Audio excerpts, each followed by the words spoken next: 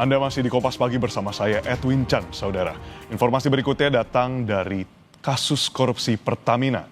Tim penyidik Kejaksaan Agung menyita hampir 100 dokumen dan barang bukti lainnya dari penggeledahan PT Orbit Terminal Merak Cilegon, Banten. Dari penggeledahan PT Terminal Merak, Kejagung membawa 95 bandel dokumen serta barang bukti elektronik berupa 2 unit ponsel. Sementara itu, dari kediaman Riza Khalid, kawasan Panglima Polim, penyidik berhasil menyita sebuah DVR.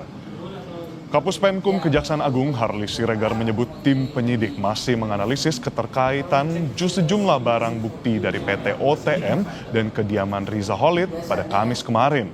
Pada Jumat, tim penyidik Kejagung menggeledah kantor fuel terminal Tanjung Gerem, sebuah terminal bahan bakar yang dikelola PT Pertamina Patraniaga.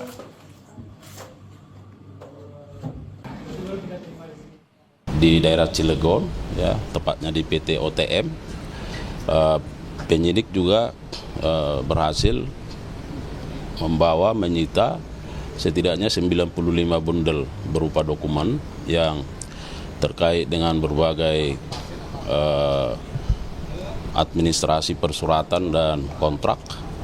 Kemudian membawa barang bukti elektronik di salah satu rumah di Jalan Panglima Polim, dan dari sana penyidik membawa dan menyita berupa DVR, ya, serta CCTV. Selain itu, saudara, Kapus Penkum Kejaksaan Agung Harli Siregar memastikan fungsi depo yang bekerja sama dengan PT Pertamina Patraniaga ini hanya sebatas penyimpanan, tidak berkapasitas pengolahan ataupun blending. Sementara depo BBM PT Orbit Terminal Merak atau depo BBM yang diduga menjadi tempat penyimpanan dan pengoplosan Pertamax masih beroperasi dan beraktivitas seperti biasa usai digeledah. Karena bisa kami sampaikan bahwa PT OTM adalah pihak yang tidak berkapasitas untuk melakukan proses blending. Karena itu adalah hanya tempat penyimpanan. Bahwa apakah nanti ada seperti blending dari ron ke ron, nah itu akan terus didalami. PT OTM itu masih beroperasi nggak sih Pak? Kan tadi seperti Bapak bilang ini kan diduga terjadi blending di sana. Tapi untuk saat ini masih beroperasi nggak sih sebenarnya mereka ini? Ya masih ada aktivitas di sana. Masih ada kegiatan. Kan kemarin kita geledah pegawainya ada. Sebelumnya dalam keterangan pada Rabu lalu, Kejaksaan Agung menemukan ada upaya pengoplosan untuk memproduksi BBM jenis Pertamax dalam kasus korupsi yang melibatkan PT Pertamina. Pernyataan ini disampaikan Direktur Penyidikan Jampitsus Kejagung Abdul Kohar yang membantah keterangan jajaran Direksi Pertamina Patraniaga dalam rapat dengan pendapat dengan Komisi 12 DPR. Abdul Kohar menyebut dari keterangan saksi dan bukti yang dikumpulkan penyidik, tersangka mengaku membeli RON yang lebih rendah dan dioplos menggunakan zat tertentu untuk menjadi RON 92.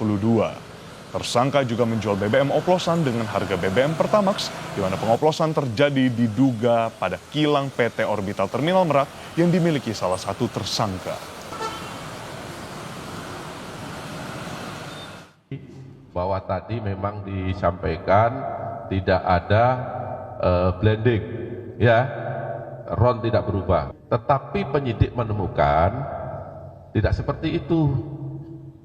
Ada RON 90 atau di bawahnya, ya, 88 di blending dengan RON 92. Jadi RON dengan RON. Tadi kan tidak seperti itu.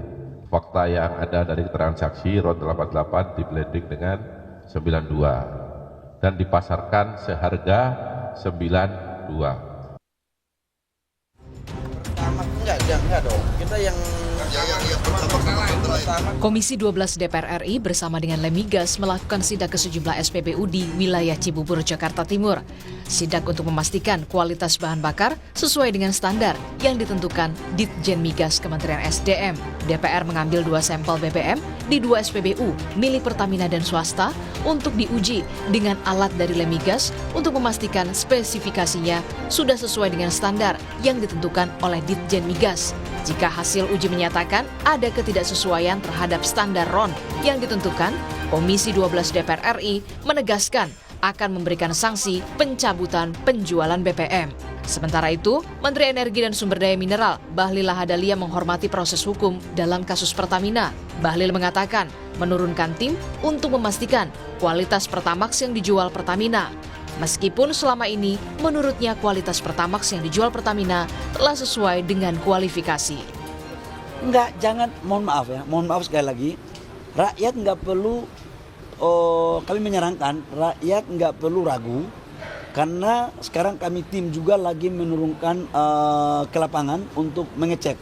Tapi laporan yang sampai dengan hari ini kami tidak terima bahwa antara apa yang dibeli dengan kualitasnya itu sama.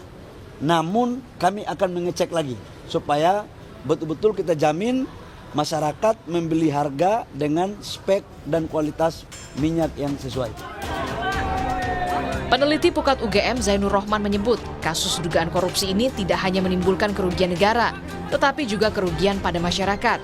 Zainur menyebut jika terbukti ada kerusakan yang dialami masyarakat, bisa mengajukan tuntutan pidana dalam kasus ini. Merugikan masyarakat. Nah, kerugian negara bisa dilakukan pemulihan melalui perampasan aset-aset kejahatan. Sedangkan dari sisi konsumen, bagaimana cara konsumen untuk dapat dipulihkan kerugiannya? Kalau memang benar misalnya nanti terbukti RON 88 atau bahkan RON 90 kemudian di blending menjadi RON 92, artinya kan publik harus membayar biaya yang lebih mahal untuk mendapatkan kualitas yang hanya sebenarnya RON 88 atau RON 90. Yang kedua, barangkali ada jenis-jenis kendaraan yang itu bisa rusak kalau diberi minum menggunakan RON 88 atau RON 90. Nah, ini kan timbul kerugian pada masyarakat. Nah, kalau timbul kerugian pada masyarakat, secara hukum, masyarakat bisa mengajukan gugatan. Dari proses hukum kasus korupsi dugaan pengoplosan Pertamax di PT Pertamina, Kejagung kembali menetapkan 2 tersangka baru dalam kasus ini. Kedua tersangka, yakni Maya Kusmaya yang merupakan Direktur Pemasaran Pusat dan Niaga Pertamina Patraniaga, dan juga Edward Korn yang merupakan VP Trading Operation Pertamina Patraniaga. Direktur Penyidikan Jampitsus Kejagung Abdul Kohar menjelaskan, kedua tersangka melalui persetujuan tersangka Rifa Siahaan selaku Dirut Pertamina Patraniaga untuk melakukan pembelian BBM RON 90 atau lebih rendah dari harga RON 92, kemudian melakukan blending produk kilang pada jenis RON 88 agar menghasilkan RON 92. Liputan Kompas TV.